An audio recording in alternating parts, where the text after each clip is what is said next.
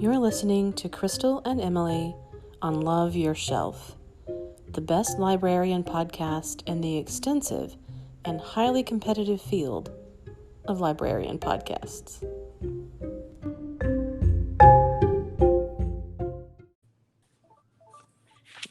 Hello. Hello. It's time for episode 2 of season 2. Season 2. We're big time. I know, it's so big time official.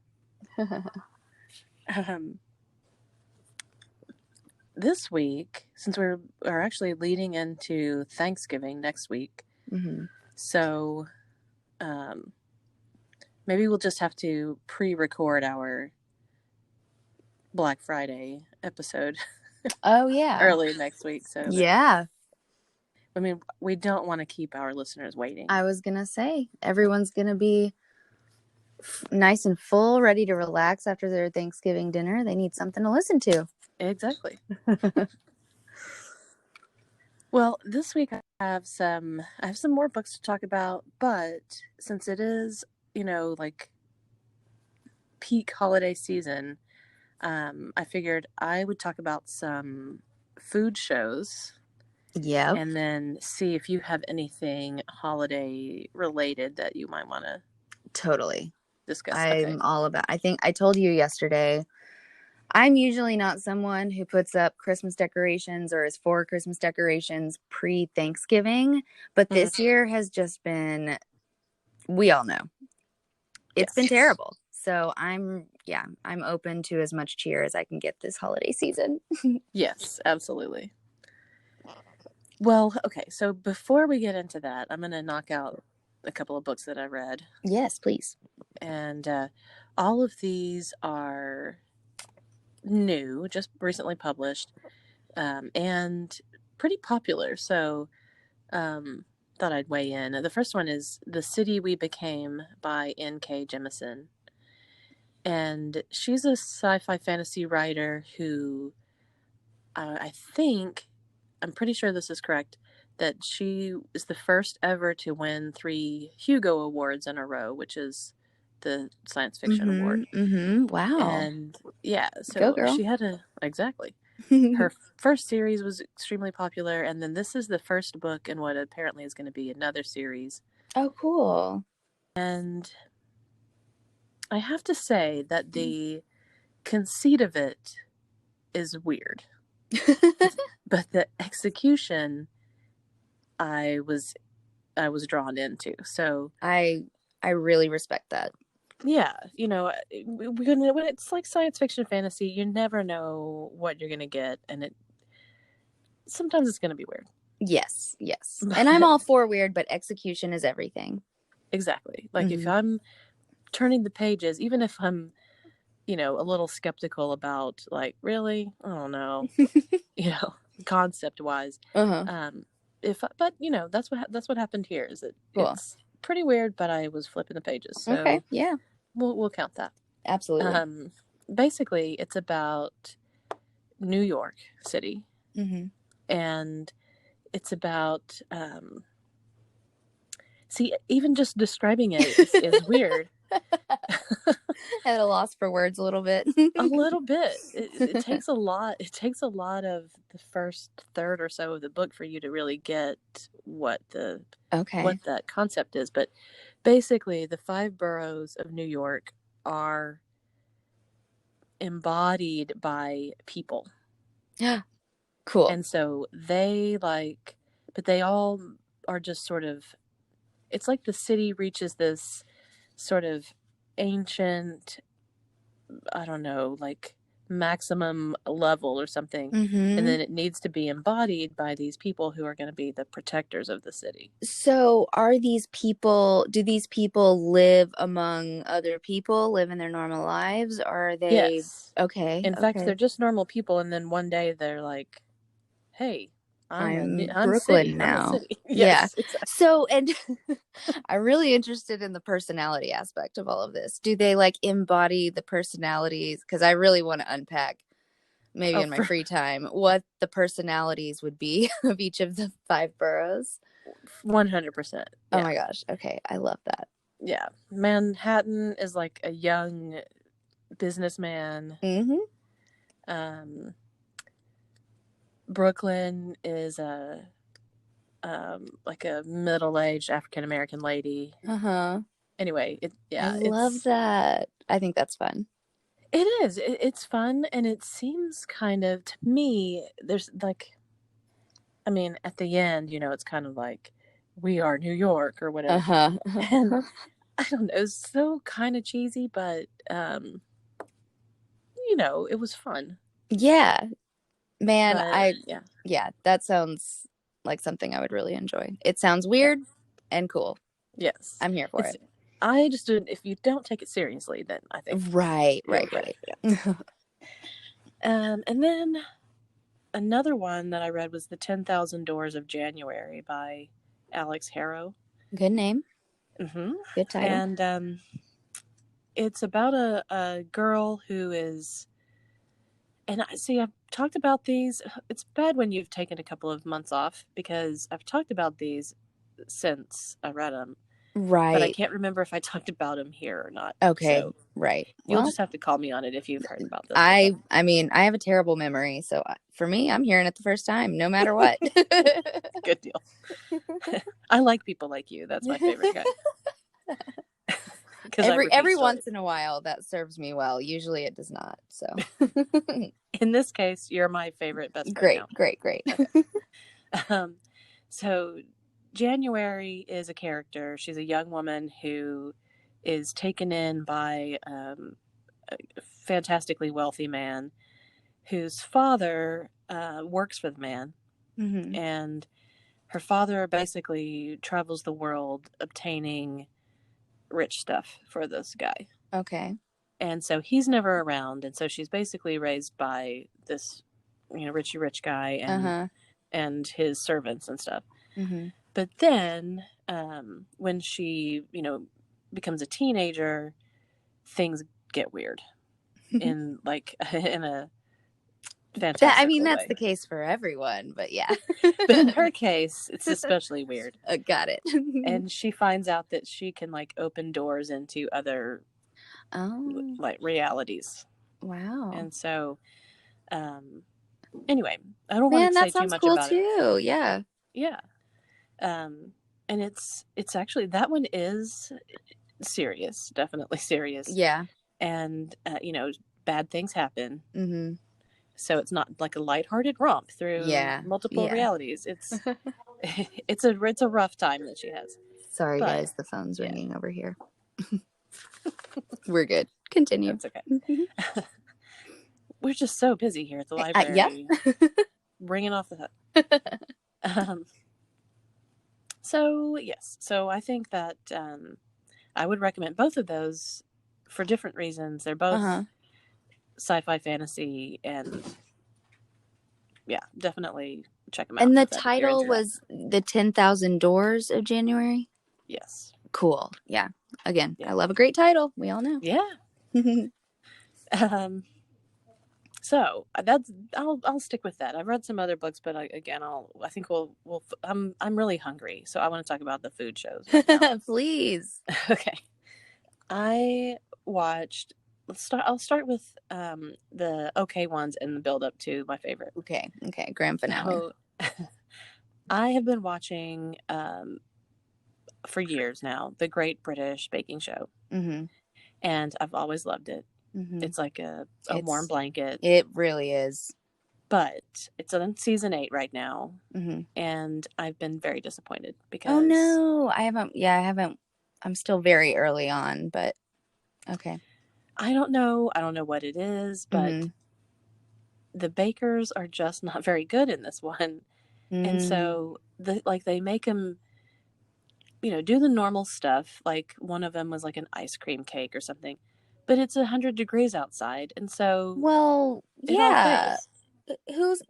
Even if you were a great baker, I would think, that would be a problem. Yeah. And then they had to do one that was like a sculpture, and they all looked like I did it. They were. I remember you telling me about that one. Wasn't that the first episode? Yes. Yeah. So that's a shame that it was sad. Yeah. So anyway. but I still watch it. I was gonna say, I don't know if anything. I mean, I'm sure something could make me stop watching that show, but yeah, again, it's a warm blanket. I'm not gonna complain too much, but good to know. Yeah, I mean, it's cake, and you know, and and the hosts are all very lovely. You know. Yes, oh, they are. Do they stick to the same hosts throughout the series? No, they've changed. Okay, because They've. I've only watched through season 2, so it's Mm, still the two women. I can't remember their names, oh, but oh no, no, they were great. I really liked yeah, them. yeah. But there's a new one. It's Noel Okay. Fielding, who's you know him, Yes, yeah, That's right. and he's fantastic. Mm-hmm. So he's worth it just to watch him. Great.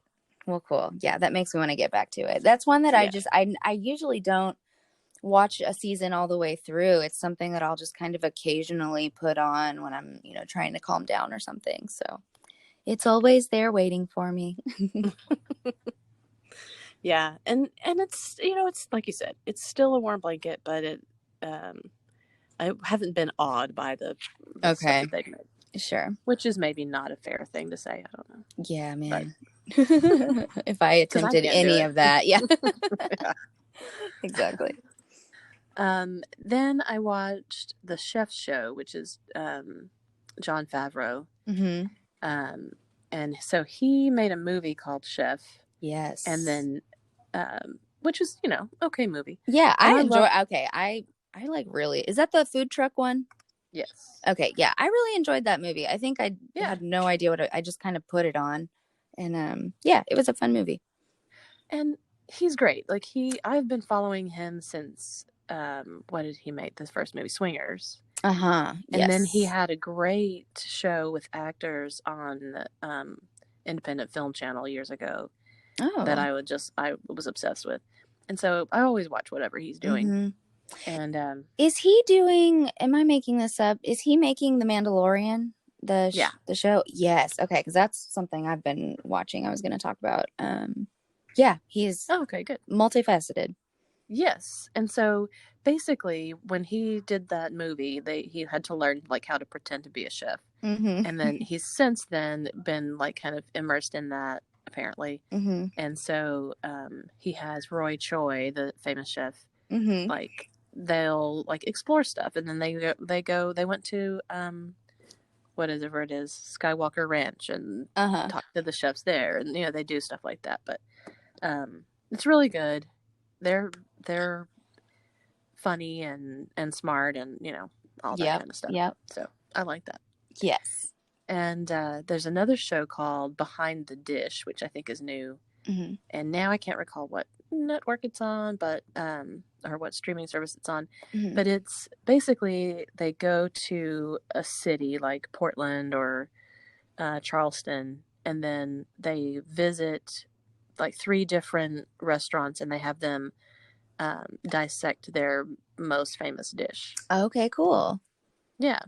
And so it talks about how they developed it, how it's made, and then Very cool. all that, and like their philosophy of all, how they do their work, and Neat. really And wait, good, who hosts that one? It just has a voiceover. It's Oh, I kind of, see. yeah. So there's not really a host. It's just in one city they have, well, and they sometimes will have like food writers or somebody kind of be the avatar a little bit and kind of Okay. take them around. Take you on this journey. Yeah, but mostly it's like interviews with the chefs. Okay, cool. And I just checked. It looks like it's on Hulu. Oh, thank you. Yes. Yeah. No, of course. And then finally, saving the best for last. Drum roll. Exactly. It's also on Hulu, and it's called The Eater's Guide to the World. Okay. And Maya Rudolph is the narrator. Yes. That's me And gasping in case that was hard to. and it is so good. The series is good. She is A queen. pretty low key hilarious. Uh-huh. She's not just like cracking things up, but Yeah. it's funny. Yeah. You know how she is. Yeah. Very dry. Like at Mhm. one point, she's just like she's describing this, and that's all voiceover. and Mm-hmm. she's like, "Oh man, save me a bite of that," and just she's Yes. just hilarious. Yes. She's adorable. I love her. And so that one kind of also goes from like different areas. So it's the Pacific Northwest, and then Casablanca, New Oh, York City, cool. Very cool. and it's just like what kinds of foods are in those places and Mm-hmm. sets them apart. I highly recommend that. Great. Yeah. Yes, That's if I had to choose one, that's the one I'm going to go for first. yeah. Oh, for sure, definitely do that. Great. So, Well, what have you wonderful. got going on? Well, this is as I mentioned before, I've been watching the new season of The Mandalorian on Disney Plus, and it was one I watched kind of off and on the first season. My fiance was obsessed with it. I mean, he might say it's one of his favorite shows of all time. Wow. And I know, and I was kind of like, I mean, it's cool, I guess. Like I'll watch it with you, um but I don't know. I don't know if I've just sort of changed my tune, if I had a year to sleep on it, but I've been really into the second season. Again, Jon Favreau is he's a talented dude. Yeah. It's all sort of set up like a Western, but it's still, Star Wars world, which I'm sure there's a better term for that, but I yeah. know what you're talking about. So Yes, yeah. thank you. I hope nobody turns this podcast off after that. But yeah, anyway, I recommend it. It's really cool. It's there's no Luke Skywalker, there's no Princess Leia. It's a new story. I can't even remember. It might even take place in the future. I can't quite remember. But anyway, it's really cool. I recommend that. Um and then I'm going to go to something I've been listening to. Oh. So I am a song girl versus an album girl, typically. I like a song on an album. I have a hard time kind of sitting and listening to a full album. But The Strokes have a new album out. It is called The New Abnormal, which is super appropriate. And I was just really, really pleased. I first heard them perform The Adults Are Talking.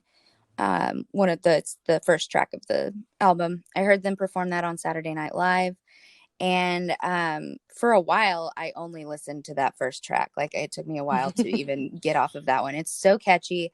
It is so, like, it makes me think of listening to the Strokes in high school. But anyway, I've since moved on. It's a great album, and I'm really happy that they've still got it. Yeah.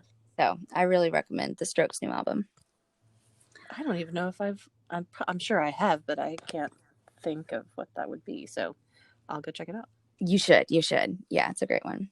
But yeah, I mean, those are kind of again, I know there are a lot of things that we watched and listened to on our break, but I'll keep it at that if we want to move into holiday mode. Before that, I do want to mention, because what you Sure. said when you started talking about songs, I thought, oh, she's going to talk about the podcast Song Exploder. Have you heard of this? No. And since I'm just doing this off the cuff, I don't have the guy's name, but he does a podcast and basically takes a song and then just like explores all aspects of it. Uh-huh. And, like the history and the meaning of the lyrics and all that kind of stuff. Very and he's cool. Also, and this ties back to my food show obsession, he's in he does a podcast together with Samin Nosrat, which she's the one who did the Salt, Fat, Acid, Heat cookbook. Oh, yes. Okay. And they're both great for different reasons, but two really good podcasts to check out. Cool. That was the So Song Exploder? Yes, Song Exploder. I love that. Very cool. Yeah, it's good. Very, it tells you exactly what you're talking about. Yes. No, because when I find a song that I love, I straight up put it on repeat. Mm-hmm. And I know that's not everybody's cup of tea, but I do that. Mine. Mostly I listen to music in the car, and so I'll get just stuck on certain ones or certain, like small rotation that I just listen to every time I get living in Nacogdoches, it's hard to, my drive to work is 6 minutes at the longest, and yours is like a minute and a half. Yeah, So, I have to yeah, like actually go on a drive to listen to music in the car. exactly. I'm gonna take the long way home. Yeah, exactly. So, I hear you. Yeah, We're but not sitting in traffic. yes, which I'm glad about for Me sure. too. But Me too. I have less of a tendency to listen to music than Yeah, absolutely. or when I go on a walk. I have like a walk playlist though. Yeah, yeah, that's the best. Yeah. Oh, that is Well, the best. I only have one real holiday thing that I want to mention, Yeah, please. and this is one that my family has watched every year probably since it came out, Mm-hmm. and that was back when it was on VHS, Mm-hmm. and of course, and it's Funny Farm with Chevy Chase, and it's Oh, I was like, what's she gonna say that I've seen? And I've never seen that. see, I'm glad. I'm so Um, excited. it is hilarious. It's not just a holiday movie, but it wraps up Yeah. at Christmas, Yeah. and so we always watch it like at Thanksgiving, And so I was thinking that well, I haven't invited them to do this yet, but um, my family is split between here and Mm-hmm. Washington, and Mm-hmm. so I'm going to see if they want to like get a Netflix where you can log in and share a movie with somebody else, I and saw then you can chat that. and stuff. And That's so, Have you yeah, tried it at all? I haven't done it yet, but Okay. you can do that through Netflix. And I haven't checked if that movie, it used to be on Netflix, so we'll have Mm-hmm. to look and see. But even if not, like we started using a Discord server Mm-hmm. for our gaming and stuff. Mm-hmm. And you could also do it through that where you like just share your screen with the movie Right. And you're and all watch it with watching somebody it. else. Oh, Yeah. that's cool. Yes. So I think maybe we'll try to do that at some point, get everybody together virtually so that we can, keep those traditions going and it is a hilarious movie. I mean, Yes. just out of this world. Like I Yay. still laugh at it even though I've seen it 50 A times. billion But times. Sure. Oh, yeah. yay. Yay. Yeah, so I'll check it out. add that to my rotation. I guess I can give a quick synopsis of what it is. So Sure. Chevy Chase is I want to say he's like a sports journalist, something like that. And he decides that he's going to write the great American novel. Mm-hmm. And so he and his wife leave the big city, go to this rural town, and hijinks ensue from there. Lovely. Yeah. And so it's got, like how they, anyway, so he like is fishing and drags in a snake Mm-hmm. and then it chases him. It's just kind of slapstick, Uh-huh. but it's Nope. Chevy Chase doing Yep. it. I was So, about to say I expect nothing less. yeah. Anyway, it's very good. I'm totally gonna check it out. So what about you? What about your holiday stuff that you're into? Well, so every year this started when the first Christmas season that I was living in New York City. My sister and I missed each other terribly, and we discovered the wonderful world of Hallmark movies, Christmas movies specifically. We call them bad Christmas movies, but that's said with love. I mean, yeah, they're like the cheesiest movies of all time. That can't be denied. right. So, anyway, I have a couple of those. I haven't watched any this holiday season yet. So I'm looking forward to kind of seeing what's new. I know that there was one called A Christmas Prince, and there are now like 3 of them. Like there was one where they have a baby, and one I don't know. So a lot has happened in that world. So I'll have to catch up with that, and I'll be sure to keep you guys posted. But other than that, I have a little bit of a different kind of wholesome recommendation. It's a cartoon, family-friendly movie called Klaus on Netflix. It's sort of a Santa Claus origin story with its own little twist, and it's really sweet and fun. And I was pleased. I think it came out last year, and I was just really excited to, find a new modern Christmas movie. I'm glad that there are still good ones coming out. Oh yeah, I haven't seen that, and I like you. I don't know that I've watched like a contemporary Christmas movie. Exactly. All of mine are. I kind of was making notes on things that I've watched, and they are all.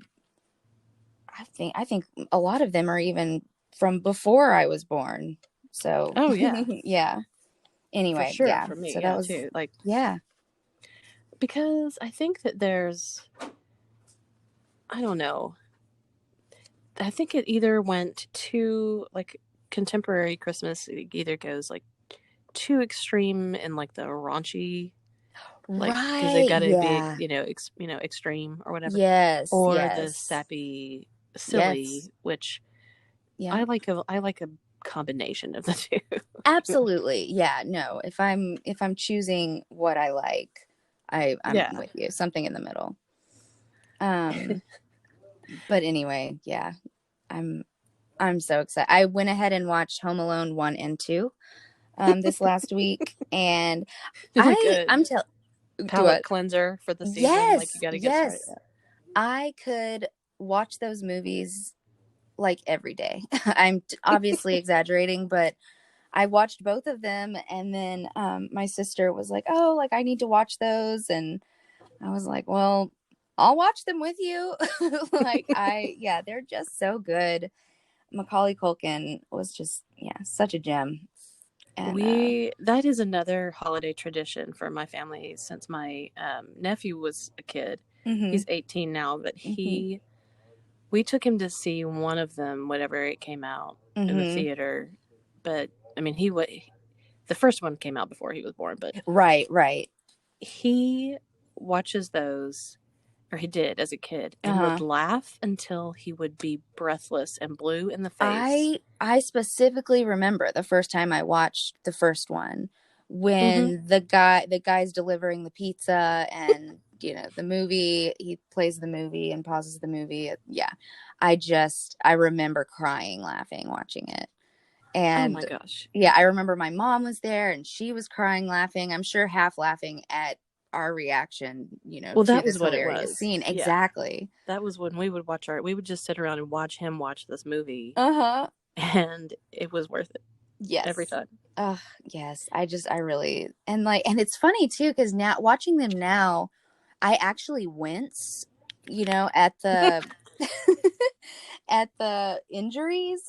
Like, I feel like as a kid, I would just laugh, but watching it Yeah. now, I'm like, he just got hit on the head with a brick, you Yeah, know? that's gonna leave a mark for real. Yeah, Yeah. yeah. Anyway, though they never get old, and it was a No. great sort of start to my holiday movie watching season. Well, my nephew, we would even still he loves Macaulay Culkin because of all that. So he Hmm. I saw anyway. Macaulay Culkin wearing a mask with his, like, the mask was just the bottom half of his face from the cover of that movie, so it's like his mouth open wide yelling. So he's wearing that, and it was super trippy looking.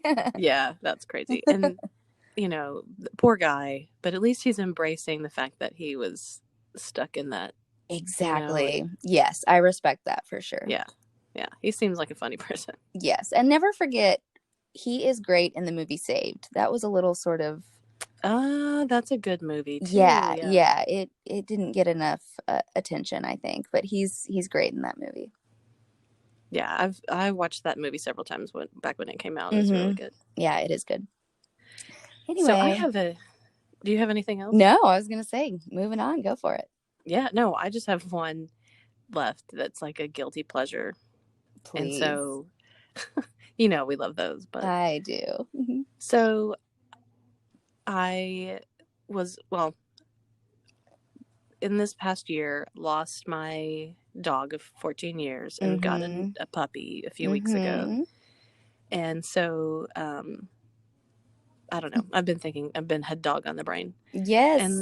And so there's a new show on Amazon Prime called The Pack. Uh-huh. And I don't even know if I like it, but I was just watching it and I couldn't stop. And it's like, oh, what is that? Amazing Race. It's like Amazing Race, but it's a person and their dog. Whoa. Yes. And so let me just give you a little, like, idea of what this is. So there's a guy who has a blue mohawk and he has a golden doodle who has a matching blue mohawk. Oh my gosh. Very 101 Yes. Dalmatians. Yes. How the owners match the dog. I love that. Yes. Yeah. Some of them do, some of them don't, but Sure. there's anyway, so there's another one who has a poodle who he like fashions her like forelock into a unicorn horn. Whoa. And like dyes her hair pink and purple and blue and Whoa. At one point they're going down a zip line because of course that's and is it the poodle? I'm like dying at the idea of him ziplining with this pink and purple poodle. Yes, and as they're doing this, he screams at the top of his lungs with such glee I've never seen in my life that unicorns are real. I didn't see that coming. No. And I think that's a great idea. It is wild. Let me just say that. Cool. But I don't know. Like, I will have to show you a picture of my dog Pocket watching it. Oh my god. She was fascinated. Oh my goodness. I love it. She was just sitting straight up, just staring and watching it. And then if the dogs went off the screen for a minute, she would like lay down and then they'd come back and she'd perk up again. Sit back up. Oh, that's so cute. I love that.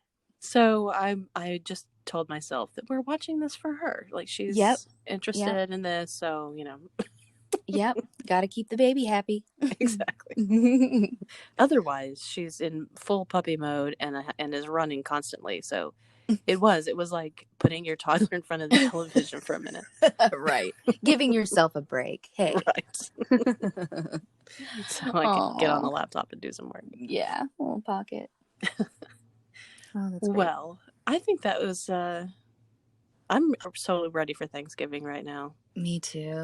And even though it's not going to be the same, it's still it's you can't take the Thanksgiving out of Thanksgiving, Totally. And again, I'll hold on to anything I can right now. Sure. Yeah, I'm with you.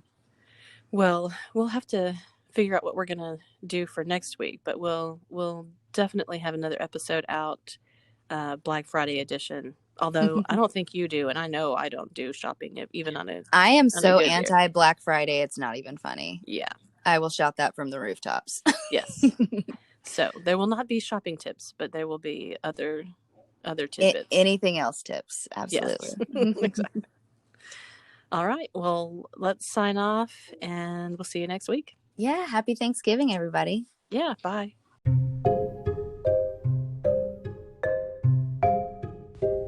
Afraid you missed one of our scintillating selections? Check out wakelet.com. And you'll find a collection of all of the titles that we have mentioned on our podcast.